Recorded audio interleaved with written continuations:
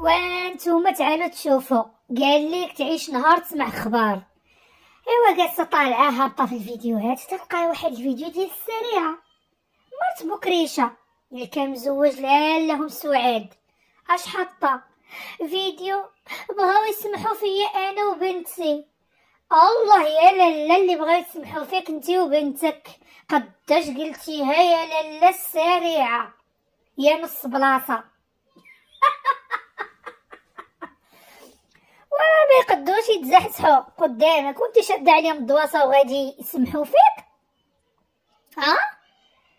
اللي قاعده تقولي لهم لقيتهم مع 3 الليل. اش كانوا كيديروا مع 3 الليل؟ تغبني وتبكي وطيحي في دوك الدميعات ديالك في الاخر. احكا كانوا هازين البنيه احكا. لا هذاك ماشي معنيتها.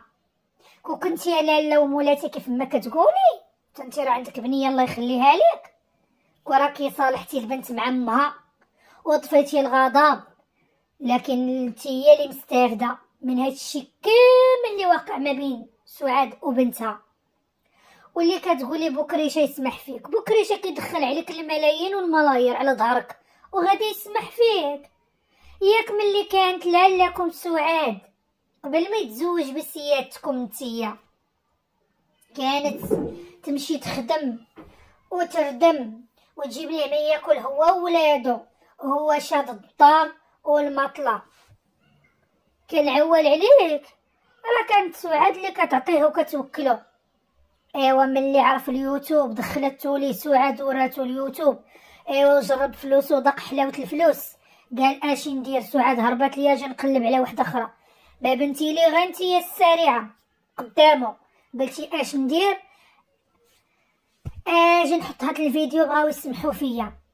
قال لا راه ما غاديش يسمحوا فيك، كوني هانيه راه مستافد عليك وعلى ظهرك، وانا كون كنت مني منك غادي نرضي الخواطر وغادي نصالح البنت مع امها وما غاديش نبقى نشعل في العوافي وندادر ونقول احكا سعاد انت راكي على نص بلاصه.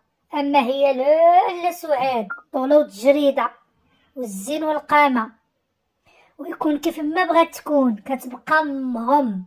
وبكريشه كيحمق ويتسطى عليها ولو يكون معاك، كيحمق ويتسطى عليها غير هي اللي عافته وما بقاتش بغاتو. فهمتي يا لاله السريعه؟ راه ما يمكنش ان السيده غادي يسمحوا فيها ويجريو عليها هي وبنتها. انتما ماكم جهلتوا امالكم وليتوا الله يحضر السلامه تقلبوا على فين وتضلوا في المجتمع او تعلموا البنات اش يديروا. اويلي استغفر الله يتخفي ابليس. اويلي استغفر الله. والله يا خوتي الا بقيت جالسه مع راسي وكنقول اويلي استغفر الله العظيم، واش هاد السيده هي اللي شاده بالحبل وهي اللي محرضه البنات وكيفاش كتهضر؟ شوفوا غير طريقه الهضره ديالها وشوفوا عينيها كيفاش كيلعبوا. وجي دابا تقولك ابغيو يجريو عليا فين يجريو عليك؟ تلت الخالي فين يجريو عليك؟ لا سيري ديها غير في هذيك البنيه اللي ولدتي وربيها حسن طبيعه وطلبي الله تخرج لك من الصالحات العفيفات الشريفات، هذه افضل لك.